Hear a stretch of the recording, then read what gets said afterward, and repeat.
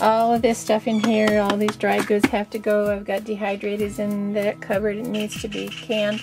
Like the cereals here, I'm going to put those in jars and with a DE and jar them up so they don't get buggy.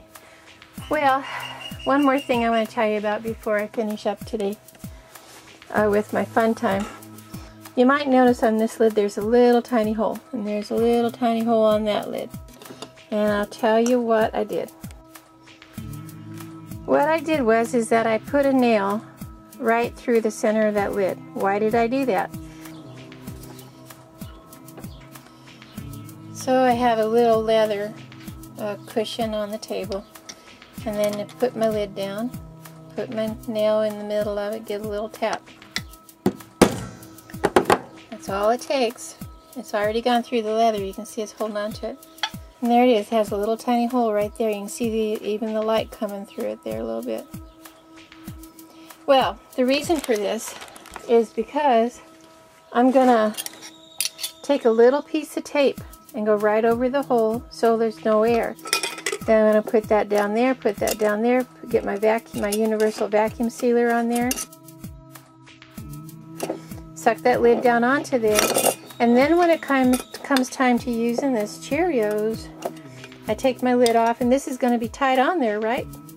So I just remove that tape and it releases the vacuum. I don't have to pry this lid open and possibly bend it. So I can use this over and over again, more so without bending it, because I released the vacuum through that little hole. So just a little piece of tape right over the top there, like a little piece of duct tape. And that lid will stay intact for a longer period of time. I found that out on a group over on Yahoo. It's a Foodsaver group. And one of the gals had tried it and worked it out for her and kept her from bending her lids, because you have to pry these lids pretty hard to get them once they get vacuumed on there. Well, okay, let's seal something up. Okay, so like I said, I've been at work collecting these Mylar bags in here. And I'll use them up since I have them. Now, the Foodsaver does a pretty good job at sealing up Mylar. I'll show you that. You clamp it down here in the side and hit the seal button. And as long as it's red, it's sealing. So you don't touch it, let it do its thing. It goes for about 5-6 seconds, and then it shuts off just like that. Release your thing and pull it up. Now it has this one little seam right across here. And so I'm going to put another one because that doesn't look too sturdy. Oh, there we go. Now that looks pretty good here. Alright, the bag is filled with 1 pound of Quaker Instant Oats.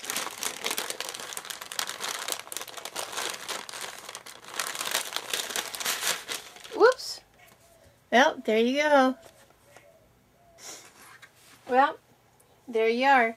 I always try to show you things like they are, and that oats just went right out the bottom of that bag, even though I had double seal it in the Foodsaver. So I'm going to try the iron now. See if I can get a better seal.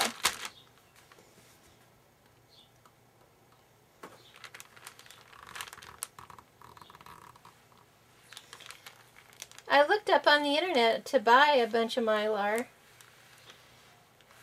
and then it still comes back to, yeah, Mylar's good protector, but when you open that bag, you still waste a little of the bag every single time.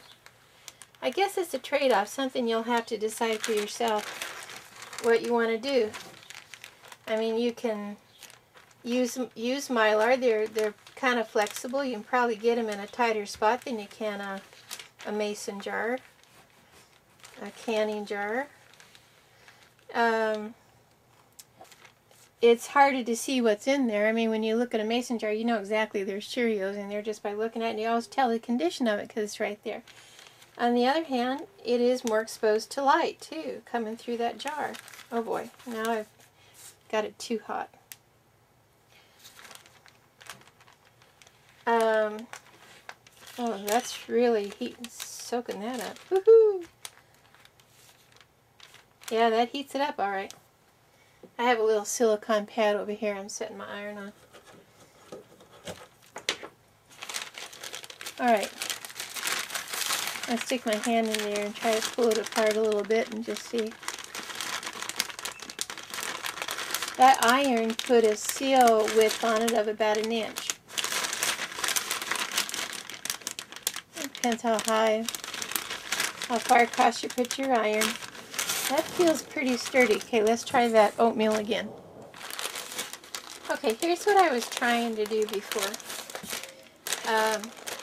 I would put that little piece of straw in the side to keep that part from sealing up, and then I'd seal the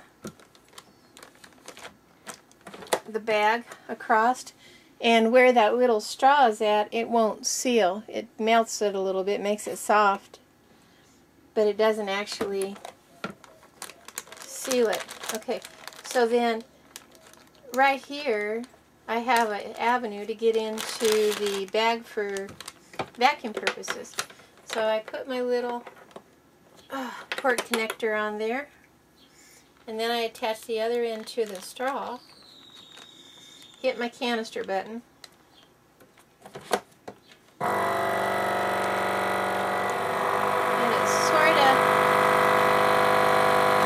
it sort of sealed, it sort of sucked the air out. It did, but by the time I got this back open and put it on here to seal it again, it had lost all its suction. So that didn't work. I'll try something else that one of the other guys said again. That's that double bag thing. So I measured me out a length of bag.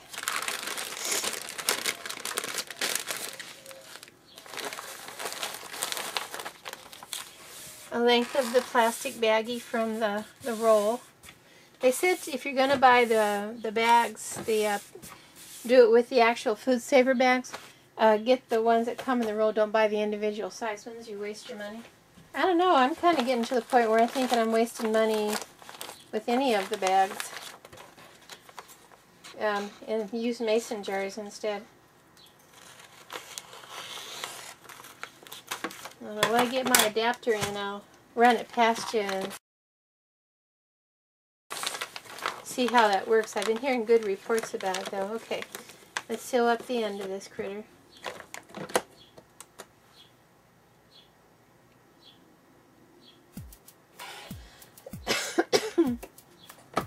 Okay, and I'm going to seal it again, just for good measure. You're supposed to waste 20 seconds between each time you seal. I do that sometimes. I haven't been doing it every time. It only beeped at me once. Or flashed at me, little button flashes. Okay. In you go. And vacuum and seal. Yeah, there we go. It's squishing that out. That's what you want to see. Yoo-hoo! It shuts off automatically when it reaches the right pressure. It senses it inside. Yep, there it goes. Now the little sealer button's going on. So it's sealing that off on the end.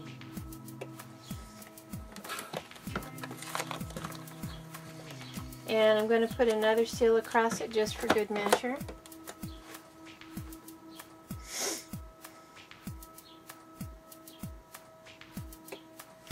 Okay, that's that one.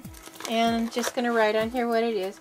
1 pound of the 16 ounces of the instant Quaker Oats and the date it's purchased.